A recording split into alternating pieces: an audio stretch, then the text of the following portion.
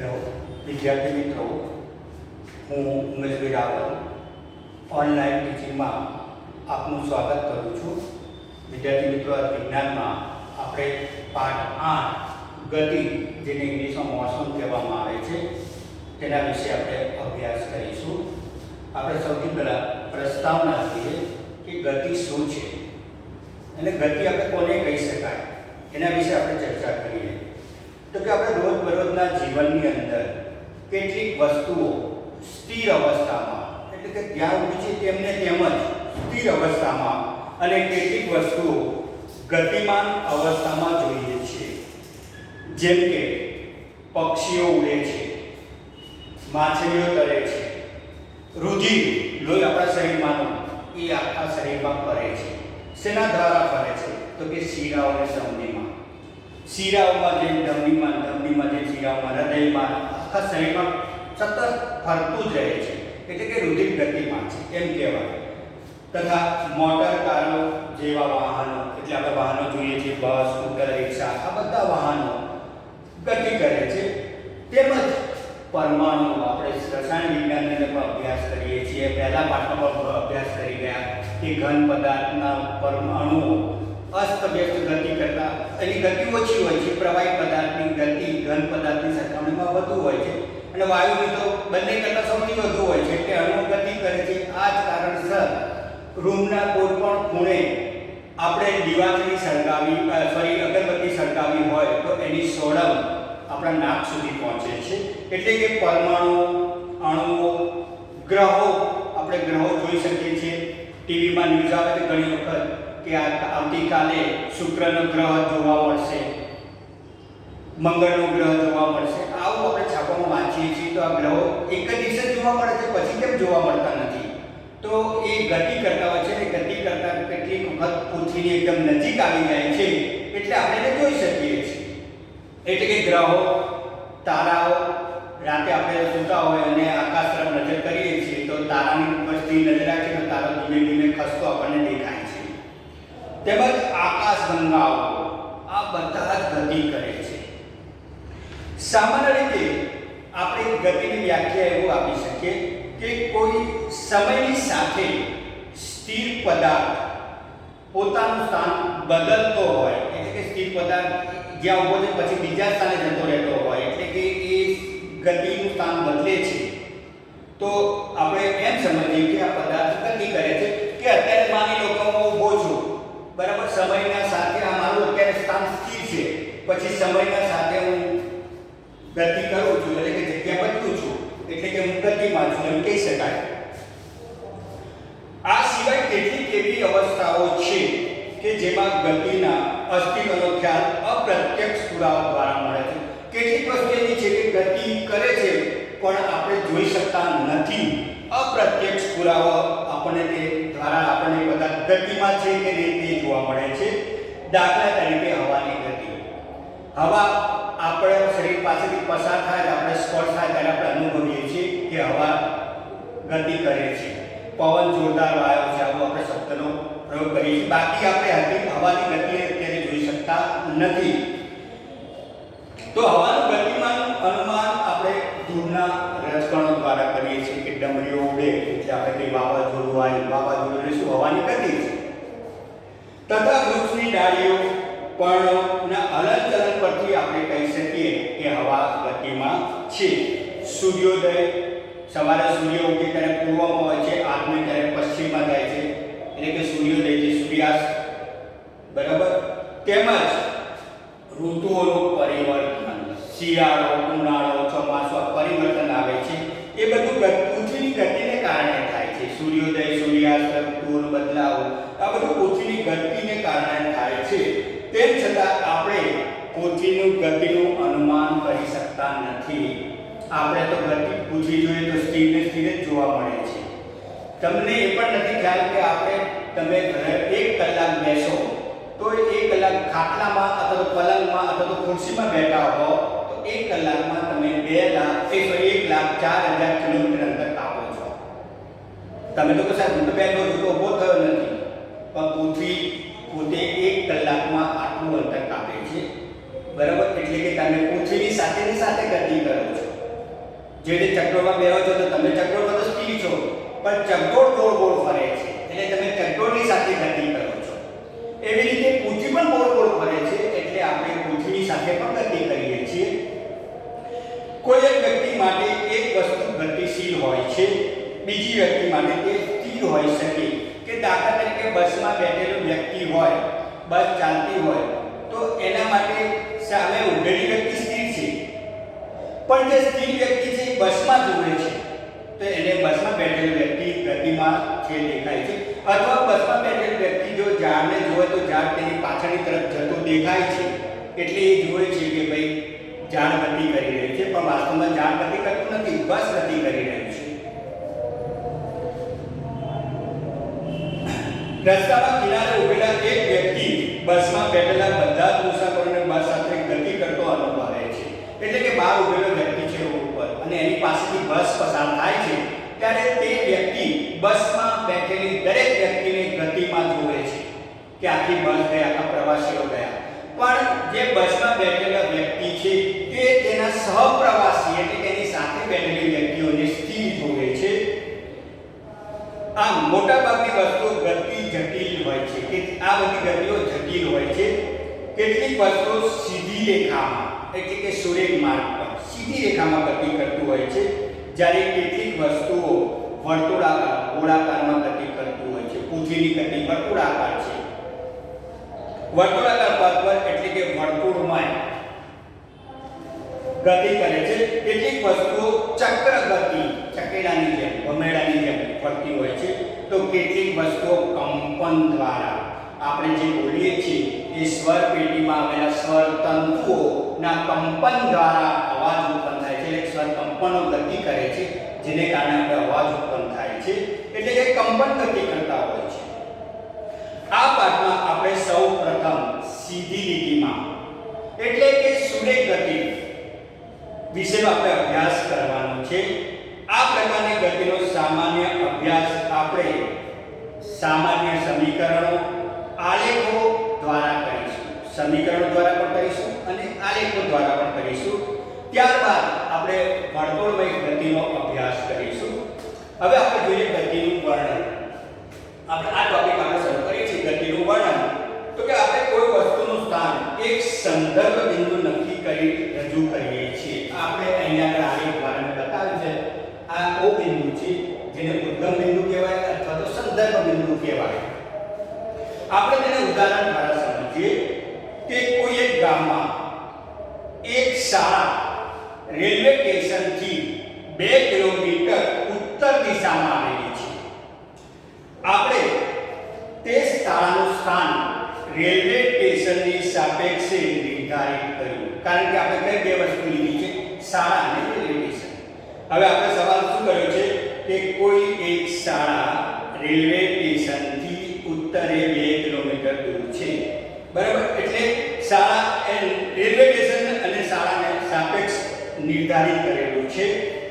આ ઉદાહરણમાં railway station એ સંદર્ભ બિંદુ છે. કેમ? કારણ કે રેલવે સ્ટેશનથી પૂછ્યું છે એટલે રેલવે સ્ટેશન વ્યક્તિ ઊભો છે, ત્યાં જઈને કોઈ પૂછે છે કે ભાઈ આ પ્રાથમિક શાળા ક્યાં આવેલી છે, તો નોબલ પ્રાથમિક શાળા કે નોબલ હાયર સેકન્ડરી સ્કૂલ ક્યાં આવેલી છે, તો જે વ્યક્તિ રેલવે સ્ટેશન ઊભી છે તે એને સમજાવે છે કે તમે ઉત્તરે 2 કિલોમીટર ચાલશો એટલે નોબલ શાળા આવશે, નોબલ સ્કૂલ, બરાબર. તો આ જે સંદર્ભ બિંદુ છે એ રેલવે સ્ટેશન છે. કોઈ વસ્તુનું સ્થાન દર્શાવવા માટે આપણને એક સંદર્ભ બિંદુની જરૂર પડે છે. કોઈ પણ વસ્તુની, દાખલા તરીકે હું એમ અમદાવાદથી બરોડા 90 કિલોમીટર છે અથવા તો 110 કિલોમીટર છે, તો સંદર્ભ બિંદુ કયું થયું?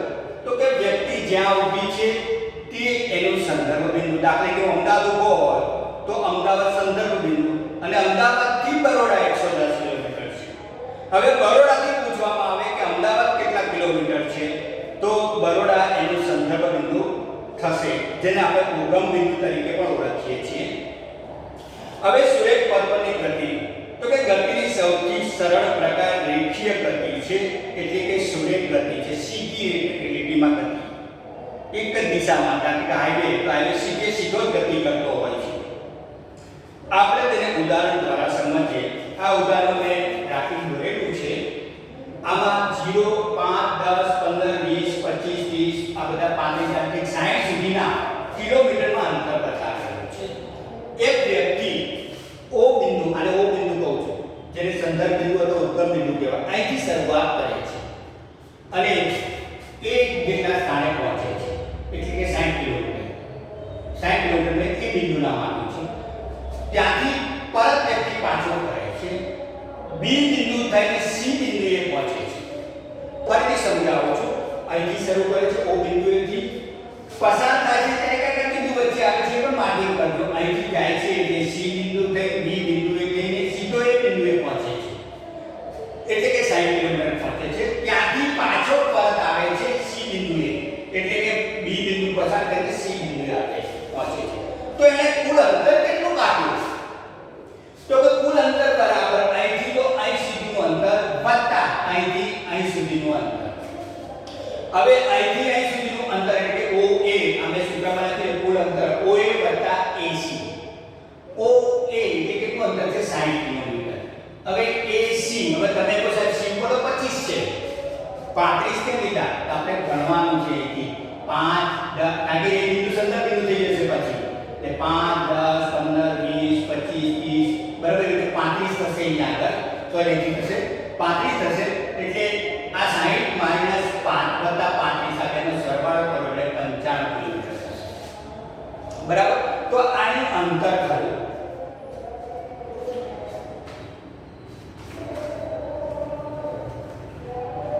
વસ્તુ આ રીતે આપણે અંતરની વ્યાખ્યા કરી છે કે વસ્તુનું પ્રારંભિક તેમજ અંતિમ સ્થિતિ વચ્ચેના લઘુત્તમ અંતરને, હવે આપણે થોડી આગળ નવી વ્યાખ્યા લઈએ, સ્થાનાંતર.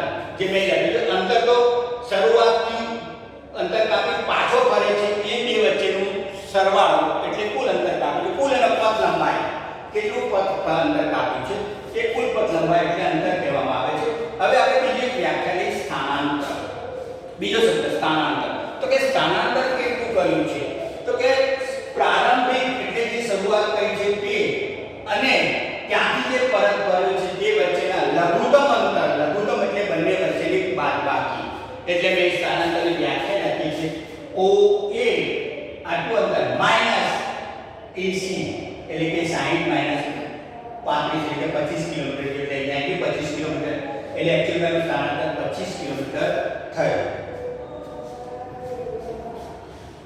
આ રીતે બે અલગ અલગ ભૌતિક રાશિઓનું અંતર અને સ્થાનાંતરનો ઉપયોગ વસ્તુના ગતિના સંપૂર્ણ વર્ણન માટે તેમજ આપેલા સમયગાળામાં વસ્તુનું પ્રારંભિક સ્થાનની સાપેક્ષ અંતિમ સ્થાન જાણવા માટે કરવામાં આવે છે. સમયનો ગાળો, ઘણીવાર સમયનો ગાળો આપણે નક્કી કરીએ છીએ કે ભાઈ કલાકમાં અમે આટલું અંતર કાપ્યું, તો સમય પણ દેવામાં આવે છે. હવે આપણે એ સમયના ગાળાને અનુલક્ષીને ગતિના સુરેખ ગતિના બે પ્રકાર જોઈએ છીએ, નિયમિત ગતિ અને અનિયમિત ગતિ.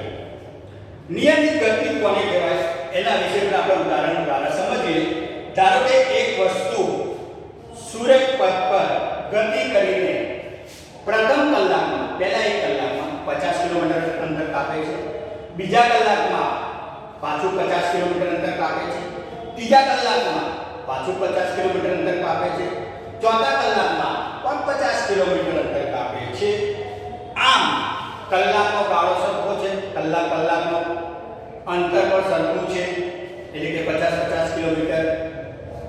આમ વસ્તુ સમયના સમાન સમયના ગાળામાં એટલે ચોક્કસ સમયના ગાળામાં જૂથ લીધેલું છે આપણે કલાકનો ગાળો, એક સરખું અંતર કાપતી હોવાથી આવી ગતિને સુરેખ નિયમિત ગતિ કહેવામાં આવે છે.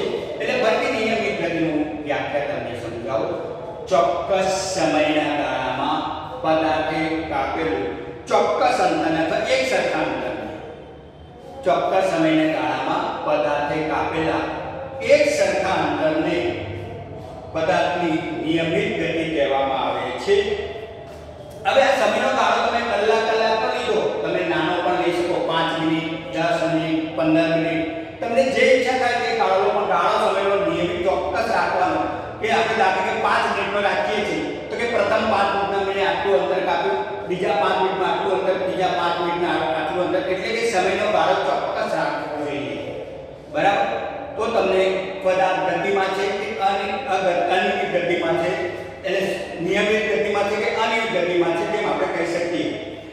ફરીથી નિયમિત ગતિની વ્યાખ્યા આપું છું. હવે ચોક્કસ સમયના ગાળામાં પદાર્થે કાપેલું ચોક્કસ અંતરને, ચોક્કસ સમયના ગાળામાં પદાર્થે કાપેલું ચોક્કસ અંતરને નિયમિત ગતિ કહેવામાં આવે છે. હવે આપણે અનિયમિત ગતિ તરફ જઈએ તો કે આપેલા ચોક્કસ અંતર કાપવા માટે સમય તો આપણે એટલો દીધો છે, સોરી અંતર ચોક્કસ લીધેલું છે, પણ સમયનો ગાળો જુદો લીધો છે. તો કેટલીક વસ્તુઓ ઝડપથી ગતિ કરતી હોય છે, જ્યારે કેટલીક વસ્તુઓ ધીમી ગતિ કરતી હોય છે. આપણે જોઈએ સ્કૂટર ચલાવતા હોય, બે સ્કૂટર વાળો સ્કૂટર ઝડપથી જતો હોય છે, ધીમે ચલાવતો હોય છે, બરાબર. એટલે વ્યાખ્યા આપણે એ રીતે આપી શકીએ કે ચોક્કસ સમયના ગાળામાં આપણે અવલોકન કરીએ છીએ કે ભાઈ ચોક્કસ સમયનો ગાળો લીધો, 5 મિનિટનો સમય લીધો. 5 મિનિટના સમયના ગાળામાં પદાર્થ જુદું અંતર કાપતો હોય, એટલે કે માની લો કે પ્રથમ 5 મિનિટમાં એ 10 મીટર અંતર કાપતો હોય, બીજી 5 મિનિટમાં એ 12 મીટર અંતર કાપતો હોય, ત્રીજી 5 મિનિટમાં એ 7 મીટર અંતર કાપતો હોય. એટલે અંતર બદલાય છે, સમય બદલાતો નથી, ચોક્કસ સમયનો ગાળો. તો આવી વસ્તુ અનિયમિત ગતિ કરે છે. જેમ કહેવાય દાખલા તરીકે હવે આપણે કલાકમાં જોઈએ તો કે પ્રથમ કલાકમાં એ 50 કિલોમીટર અંતર કાપે છે, બીજા કલાકમાં 30 કિલોમીટર અંતર કાપે છે, ત્રીજા કલાકમાં એ 40 કિલોમીટર અંતર કાપે છે અને ચોથા કલાકમાં એ 20 કિલોમીટર અંતર કાપે છે. આમ પદાર્થ ચોક્કસ સમયના ગાળામાં તેનું અંતર જુદું આવે છે, તો તે પદાર્થ અનિયમિત ગતિ કરે છે તેમ આપણે કહી શકીએ. આમ વસ્તુની ગતિ દર શોધવા એક રીત એવી છે કે જેમાં એકમ ગાળામાં વસ્તુએ કાપેલું અંતર શોધવામાં આવે છે. આ રાશિને આપણે ઝડપ કહીએ છીએ. એટલે આના પરથી આપણે ઝડપ આપણે ઘણાને નથી પૂછ્યા તારી ગાડીની ઝડપ કેટલી છે, તો કેટલી ઝડપે ગતિ કરે છે. ટ્રેન છે, ટ્રેનની ઝડપ કેટલી છે, બરાબર. તમે રેલવે ટિકિટ બુક કરાવો તો ઘણી વખત મેન્શન કરી પણ આવે છે કે ગાડીની ઝડપ આટલી છે, બરાબર. હવે ઝડપ, તેના ઉપર આપણે ઝડપનું સૂત્ર આવ્યું, ઝડપ બરાબર અંતર ભાગ્યા સમય. એટલે ઝડપની વ્યાખ્યા પ્રમાણે આપણે સૂત્ર લખીએ, ઝડપ બરાબર પદાર્થે કાપેલું અંતર છેદમાં તે અંતર કાપવા માટે લાગતો સમય. ઝડપનો એસઆઈ એકમ મીટર પ્રતિ સેકન્ડ છે. કેમ? તો કે અંતર આપણે શેમાં માપીએ છીએ? મીટરમાં. સમય શેમાં માપીએ છીએ? સેકન્ડમાં. એટલે મીટર પ્રતિ સેકન્ડ છે. મોટાભાગના કિસ્સાઓમાં વસ્તુઓ અનિયમિત ગતિ કરતી હોય છે, તેથી આ વસ્તુઓની ઝડપનો દર સરેરાશ ઝડપ સ્વરૂપે દર્શાવાય છે. કે મોટાભાગના કિસ્સાઓમાં શું છે કે સમયનો ગાળો ચોક્કસ હોય છે, પરંતુ અંતર બદલાતું રહે છે. એના ઉપરથી આપણે નવું સૂત્ર શોધ્યું, સરેરાશ ઝડપ. કે માની લો કે પ્રથમ કલાકમાં 50 કિલોમીટર, બીજા કલાકમાં 40 કિલોમીટર, ત્રીજા કલાકમાં 30 કિલોમીટર, ચોથા કલાકમાં પાછું 40 કિલોમીટર હોય, તો આપણે શું કરીએ છીએ તો કે સરેરાશ ઝડપ નામનું સૂત્ર વાપરીએ છીએ કે વસ્તુએ કાપેલું કુલ અંતર, જેટલું અંતર કાપ્યું હોય 50, 40, 30 બધાનો સરવાળો કરી છેલ્લે કેટલો સમયનો ગાળો લીધો છે, કે 5 કલાક, તો સમય છેલ્લે અંતર 5 છેદમાં મૂકી દો એટલે એનો જવાબ આવશે. એટલે વસ્તુનું સરેરાશ ઝડપનું સૂત્ર થશે વસ્તુએ કાપેલું કુલ અંતર છેદમાં તે અંતર કાપવા માટે લાગતો સમય. હવે આપણે એના ઉપર એક દાખલો જોઈએ કે એક વસ્તુ 4 સેકન્ડની અંદર, આ 4 સેકન્ડ છે, એક વસ્તુ 4 સેકન્ડમાં 16 મીટર અંતર કાપે છે, ત્યારબાદ 2 સેકન્ડમાં બીજા 16 કિલોમીટર અંતર કાપે છે, તો વસ્તુની સરેરાશ ઝડપ શોધો. તો આપણને સરેરાશ ઝડપ શોધવું છે, આ શોધવાનું છે. માટે વસ્તુએ કાપેલું કુલ અંતર આપણે શોધવું પડશે. તો આપણે પહેલું લખીએ વસ્તુએ કાપેલું કુલ અંતર.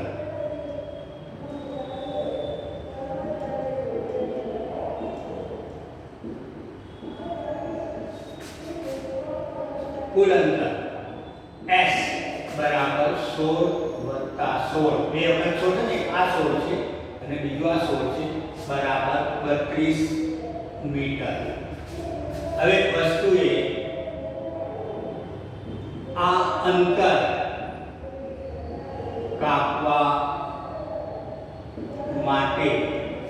લીધેલ સમયે એને આપણે ટી કહીએ, સમયની ટાઈમ એટલે તો કેટલી લીધી છે કુલ?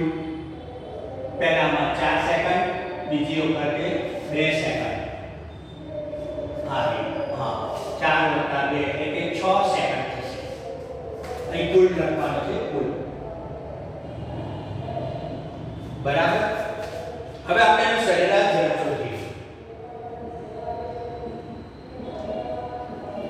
સરેરાશ ઝડપ તો આપણે આ સૂત્ર છે વસ્તુએ પાસેનું કુલ અંતર, વસ્તુએ કાપેલું કુલ અંતર છેદમાં તે અંતર કાપવા માટે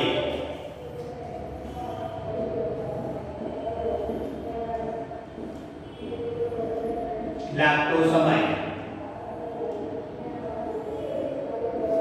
એટલે કે S/T. આ ટીની સૂત્ર થયું બરાબર S એટલે 32 અને આ 6. હવે છેદ ઉડાડીશ એટલે 5.33 આવશે મીટર પ્રતિ સેકન્ડ. બરોબર. હવે આપણે આગળ જોઈએ દિશા સાથે ઝડપ. જો આપણે વસ્તુની ઝડપની સાથે સાથે તેની ગતિની દિશા પણ દર્શાવી શકીએ કે દાખલા તરીકે સ્કૂલે ઉભેલો વ્યક્તિ આપણને પૂછે કે ભાઈ પાસના ટાઉનશીપ ક્યાં આવેલું છે, તો આપણે એને એમ ભાવો કે અહીંથી નોબલ સ્કૂલથી 1 કિલોમીટર દૂર છે, તો પેલી વ્યક્તિ બચારે વિચારવું પડે કે 1 કિલોમીટર કઈ બાજુ જવું, પૂર્વ તરફ જવું, પશ્ચિમ બાજુ જવું, ઉત્તર બાજુ જવું કે એમ સરદાર ચોક બાજુ જવું.